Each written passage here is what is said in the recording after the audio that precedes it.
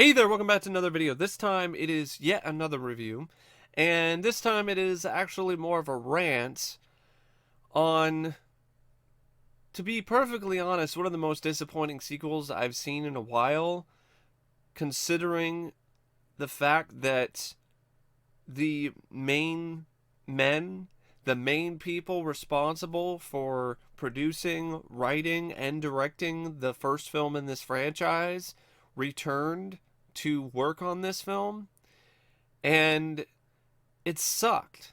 So when you have the original minds and the original people behind what arguably made Tales from the Hood such a iconic cult film, and they come back to do another Tales from the Hood, you would think that because the original filmmakers and the original writers and the original producer is coming back to do it, that it would be on the same level, right? Hell no. Not even close. This is right on the same level of garbage as any other direct-to-video half-assed horror anthology. And that's horrible. It really is. I wouldn't say this is as bad as Creepshow 3, but it's definitely up there on my list of worst horror anthologies. And in some ways, it's worse than Creepshow 3, considering that Rusty Cundieff directed this. Darin Scott was one of the producers. He also helped write some of the stories. How do you have so many people who were responsible for the terrific Tales from the Hood return to do another one and have it suck so badly? Like, it's a complete mystery to me. Did they just completely lose all their talent in the past 20 years or more leading up to this movie? Like, what the hell happened here? So, it's directed by Rusty Cundieff and Darin Scott. It's produced by Rusty Cundieff and Darin Scott and a few other different people. It's written by Rusty Cundieff and Darin Scott. And you would think, wow, they're back. So this is going to be fun and this is going to be good. No! So, Rusty Cundieff and Darin Scott direct, and the direction isn't really anything that impressive. I would say the best direction is in the final segment. The rest of the direction is just pretty stock and standard.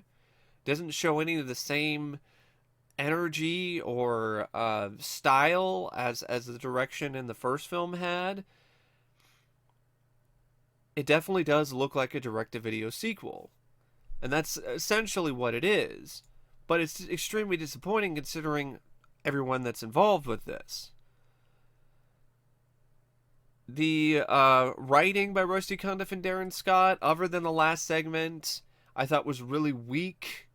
The first segment has some moments, but they're not enough to really make the segment good. It's just one of those that has some moments in it that I didn't mind. The second segment is an absolute mess of tone and story, and it's just a mess, period. The third segment is forgettable, vapid bullshit. And then the fourth segment is the strongest segment out of the film, but it's overlong and it's a little bit too preachy at times. So, yeah, and the less I say about the wraparound, the better. Like, I will talk more about the wraparound soon enough, but dear Lord, that is one of the worst wraparound segments I've seen in a while. So I don't even know what they were trying to go for with it. I mean, from the opening credits, folks, you know you were in for a flaming pile of shit, because you see what looks like a Windows 98 or Windows 2000 screensaver with dancing CGI skeletons and fire in the background. You're just like, oh my god, oh holy shit. We're gonna get the shit. We're gonna be knee deep in the shit. So it opens up with this corny, campy, cheesy as hell fucking opening credit sequence with this like I said, the CGI screensaver from hell. And then you get the beginning, which is the introduction, the framing device. It's called Robo Hell. I guess this takes place in the distant future and or near future, sometime in the future. There's some corrupt politician who's clearly a take on Donald Trump, who is named Dumbass Beach, because Dumas Beach is his name. But you know, of course, that opens up the door for him to be called a dumbass bitch later. Because you get it, you know, Dumas Beach. Like it sounds like dumbass bitch. I mean, that's just it's lame. That's not funny. Like that's a joke that I mean, this is like Simpsons prank call level of humor,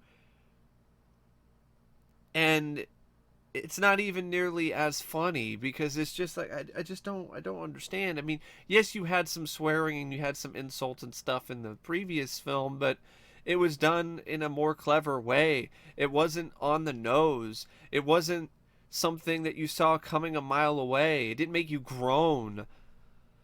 So, Dumas Beach, he's a prison operator and clearly inspired by Trump, who's constructing an army of robo-patriots, which are these AI robots, which are going to learn from experience and are taught certain things, and essentially they learn by being told stories. So Dumas brings in Mr. Sims, who this time around is not played by Clarence Williams III because he had retired from acting at this point, and also he wasn't going to unretire from acting to star in this piece of shit, and I don't blame it. So they got a replacement in Keith David, and to be honest, Keith David was the best thing about this movie other than some bits of gore and some aspects of the final segment. Keith David, he managed to do the impossible here. He actually channeled the same manic madness that Clarence Williams III brought to the role of Mr. Sims in Tales from the Hood. I felt bad because I really felt this was a total waste of Keith David and his over the top just entertaining performance.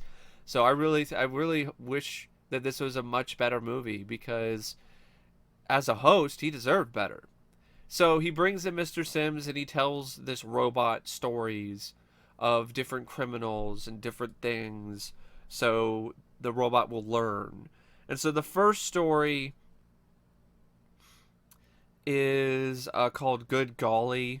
And there are some political stuff going on, especially in this Robo Hell framing segment, but it smacks you in the face with a 2x4. Like it's not subtle at all. It's not like the first film. It's really in your face with this Black Lives Matter thing, and it just comes across as very amateurish and childish when it comes to how it's trying to do its satire or trying to do its political commentary, which is really shocking when you look at Tales from the Hood. That was really well done and really well put together for the most part, and rarely was as in your face or shoving the political commentary down your throat. And with this sequel, it's just shoving it down your throat like a 10-inch cock. It's just like, just take it. And you're just like, I don't like it. I don't want it. So, yeah, it's not subtle in the slightest. And also, the way it's written comes across as just like a really shitty sketch. You know, like some low-rent ripoff of SNL who's trying to do some political jokes. And here we go. This is their attempt at that. It's really sad. It was a really sad film to watch considering who was involved with it. Because you would think that they would know and would have the ability to do much better than this. So Good Golly is the first segment, and it deals with racism. There's a museum of negrosity, and there's this stuck-up preppy white chick and her black friend, and they go to this museum, and the preppy white chick wants to buy a golly, which is short for gollywog, which is a racist caricature that was pretty popular in books and dolls and other things, and I think like the 20s or 30s or something, or even earlier before that. So I think this is trying to have some commentary on stereotypes, specifically racist stereotypes, but it's very ham-fisted about it. And this carries over an element that was originally intended to be in KKK Comeuppance in the first Tales from the Hood. The whole idea was that instead of it being puppets with the spirits of the slaves in them, it's gollywogs, like these racist caricatures. And they originally decided against that because they thought it would just be too silly. And that's really what happened here. You see a giant gollywog doll that whips people and fucks people up, and then at the end of the segment, the stuck-up white bitch, she gives birth to like tons of gollywogs. These little felt puppets that just pop out of her chest like popcorn. And you're just like, this is just silly. I will give it this: the practical effect of the giant gollywog was actually pretty well done, but it reminded me too much of the Gender Dead Man, which is never a good thing. But anyway, so they did it practically, and there's some nice bits of practical gore in this when the gollywog whips this guy to death.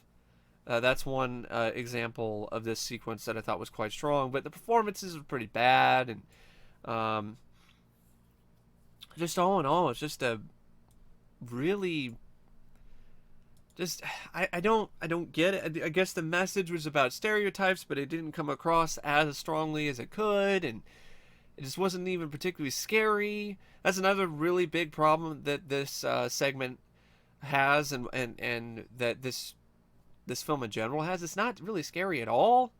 Like, there were some genuine moments of fear and genuine tension and scares in the first film. They're almost nowhere to be found here.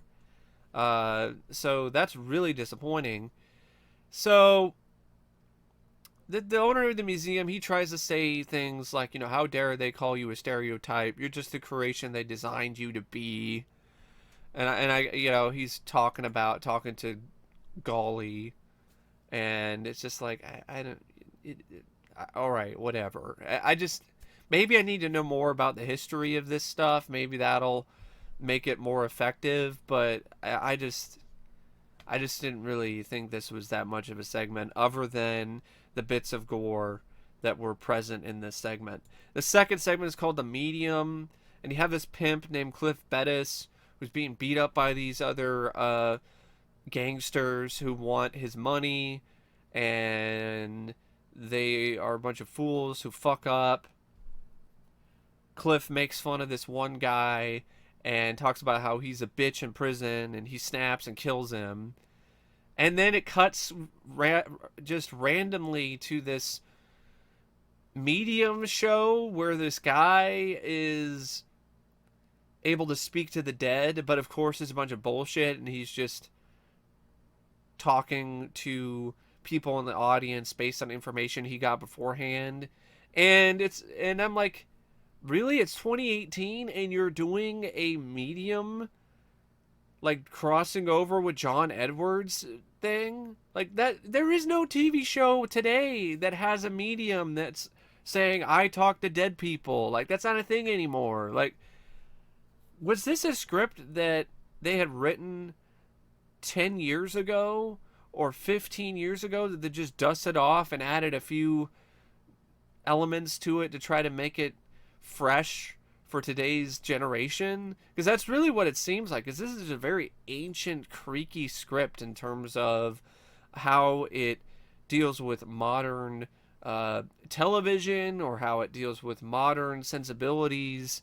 It's just one of those things that it's nowhere near as, I mean, hip probably isn't, the right word, but it kind of does work. It's nowhere near as hip or as in tune with popular culture as the first film was. So this psychic John Lloyd, he ends up doing his whole show. One of the thugs, the gangster, sees the show on TV and comes up with this idea that he's gonna get him to talk to Cliff so they can show him where. So Cliff's spirit can show them where the money is. Things backfire. Cliff possesses the body of the psychic and gets his revenge. And there's some clever deaths, like he causes a chandelier to break up and then causes one of the thugs to swallow the glass. But it's done pretty badly because they don't have the budget, so it's really bad looking CGI. It's just the one thing that I liked about the segment was the bit where Cliff talks to the gangster and talks about where the money is hidden. Like, that was actually pretty funny. Like, there were some fun lines of dialogue where it's like, go up to this location and it's hidden in your mother's snatch. You know, because he's basically talking about how it's like, go to find the biggest crack whore in the city. It's hidden in your mother's snatch. So basically, he's doing a clever your mama joke, and I did not do it justice at all because I didn't even say it correctly. But trust me, it's actually pretty well done. Yeah, that one was pretty lame. And then the third segment was date night. It was the worst one because it dealt with these two douchebags, the two douche nozzles who are like frat bros who decide that they're going to pull one over on these two girls by saying that they are casting agents, and they have figured out what their reputation is as being just dumb bimbos, so they think they could just go right in and say that they're casting agents and they're casting girls for a new role and they're just gonna sleep with them as a result.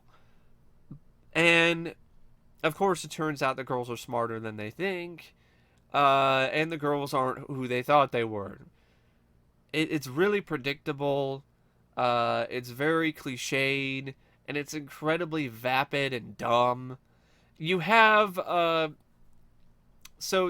and what I mean by incredibly vapid and dumb, like there's an entire overlong sequence that is just the four of them playing Cards Against Humanity. That's all it is. You know what? This is a crime against cinema that I have to sit here and watch a bunch of vapid bitches and vapid douche bros play a card game like for what feels like forever. Like, this is a prime example of you don't have enough for this segment, so you have to pad it with an entire round or multiple rounds of Cards Against Humanity. And they don't have any personality or charisma to make up for the fact that, oh, you're watching them play a game, so it's even harder to watch, and it's even more torturous to sit through. And then you have the reveal. They're vampires. Oh my god, the girls are vampires. Holy shit. I'm shocked. I'm stunned. Because I guess it's trying to do a whole thing, play on guys who take advantage of women, and they get their comeuppance because they're not only trying to lie to them about them being casting directors, but they also are trying to get them in bed by roofing them. And of course it doesn't work out, and they end up becoming the victims. It's just, I know it's a take on like rape and the whole thing where it's like no means no and all of that, but it's just really bad.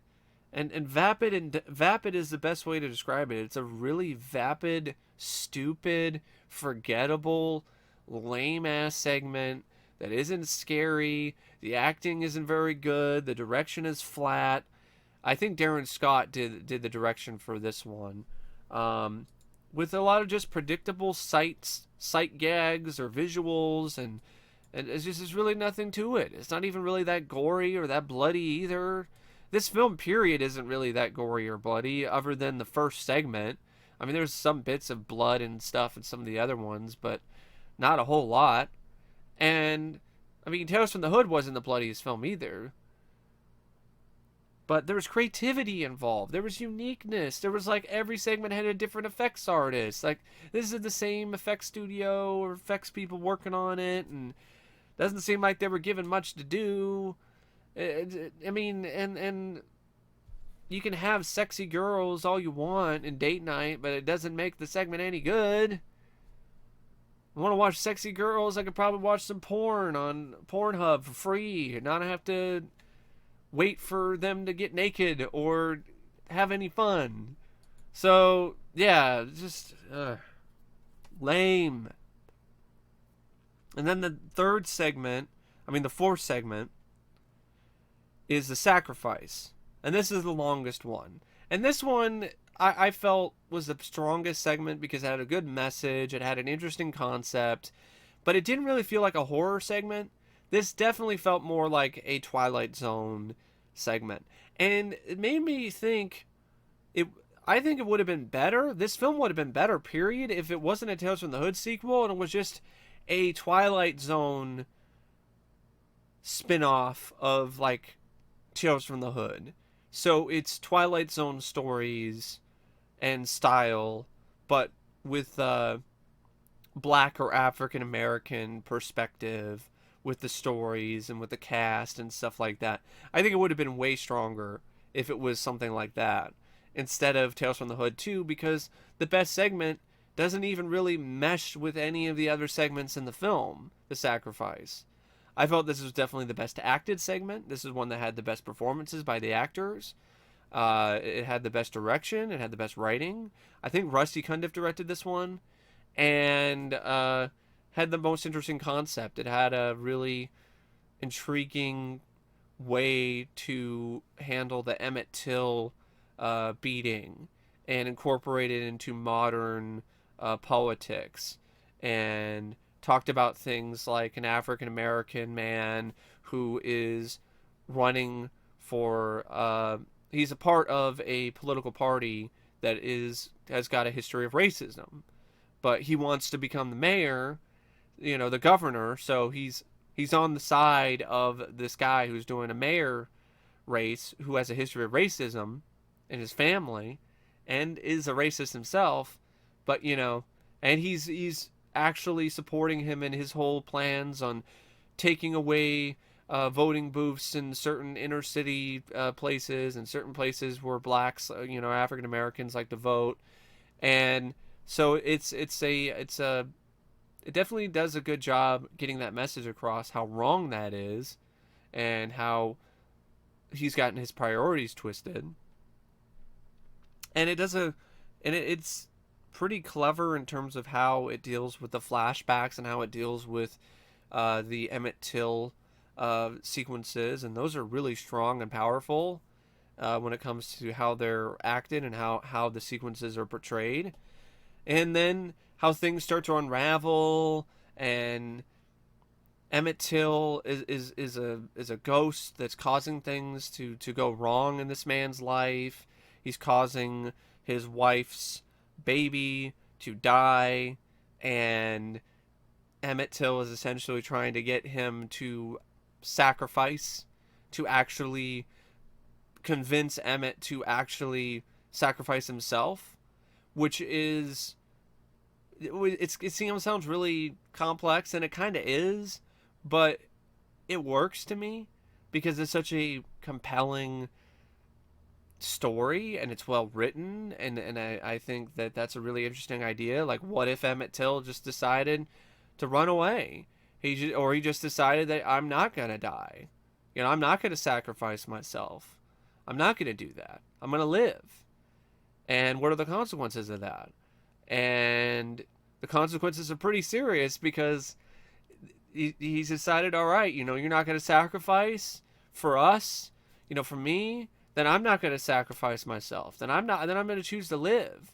And then it causes the future to be changed, and it causes things to happen in the present that are very ugly and terrifying. Like, what if just because Emmett Till decided to live, we ended up with a future where the South, decided, not necessarily the South won the Civil War, but we ended up in a future where civil rights movement never really happened, and things are as racist as they were back then before the civil rights movement, if not even more so. You got like a KKK patrol, and everyone is just as racist as humanly possible, and that's the normal for society. And so that I thought was quite terrifying, and I thought that was definitely the scariest uh, part of the entire movie, is this potential future where the racist ideologies have corrupted the government and have corrupted uh, the rest of America, and all because Emmett Till decided he's going to live. So, that being said, though, it is a bit too long. It does have some moments where it is a little too preachy, but out of all the segments, it was the most competent. It was also the most effective. So overall, I liked it. I liked the sacrifice. I thought I had a good message, and I thought the performances were good, and I thought all the other technical aspects were definitely noteworthy. Now, Robo Hell ends where you see the Robo Patriot, and it's this really shitty PlayStation level, early era PlayStation, like PlayStation 1 graphics with the Robo Patriot, and it's online, and it finds the criminals that are in the crowd at this presentation that Dumas Beach is having, and it identifies potential thieves and immigrants. And then the whole thing is the robot is programmed to find threats to America. And it identifies a clear threat to America in Dumas Beach. And that's where you get the whole joke you've been waiting for the whole time, where the robot calls him a dumbass bitch. Dumbass bitch. You are a threat to America. You're just like, oh my God. And Rusty Cundieff is in the audience as one of the reporters. I'm like, Rusty, like, you know what, Rusty? You were rusty. Like, this is a prime example of a director who hasn't done anything in a long time on this scale being rusty as fuck. So, I mean, this direction and this entire film was creaky and just covered in rust, and it shows. And it's too bad. It really is. But it just goes to show you, even the most talented and most original and intelligent people in cinema, they can lose their touch.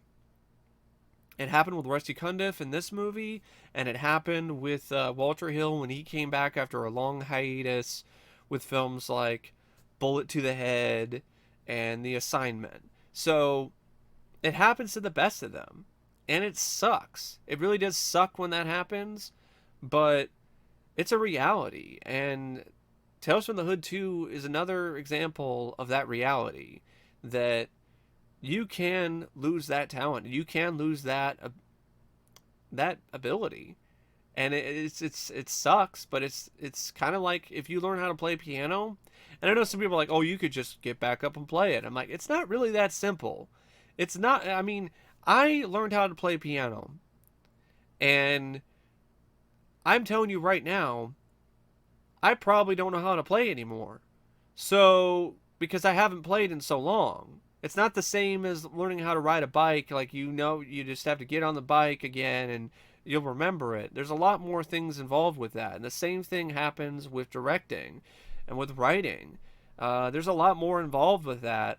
It's not just, you can just pick it up again and you'll be right where you were when you got famous, or when you started to make your mark. Like, you really have to keep going and honing that craft. Otherwise, when you stop, you're far behind. And that's really what happened, sadly, with Rusty Cundieff and with Darin Scott with this sequel. So the Robo Patriot chases after Dumas Beach and shoots him, and he gets picked up by Mr. Sims, and of course it ends the way you think it's going to end. Dumas Beach, he's going to hell! And then the movie ends, and you got, honestly, a pretty crappy rap song at the end.